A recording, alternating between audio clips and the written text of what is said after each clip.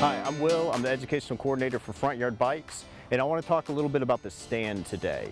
So first thing we have is we have an actual stand to put your bike up on. So some bikes you might have to just attach your seat to it. Some you can go through the top tube and lay it on there.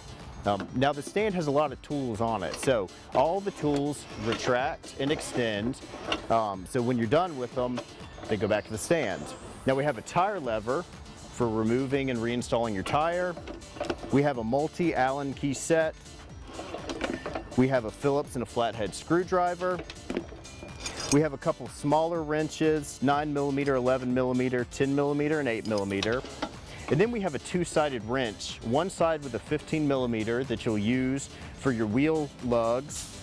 The other side, we have a 32mm headset tool. So if you have a threaded headset, you can use this to tighten it down.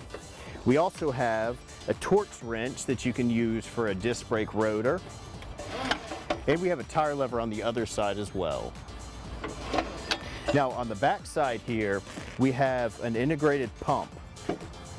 On it, we have a valve head for a Presta and Schrader valve. To use it, press it onto the valve and pull the lever up to lock it down.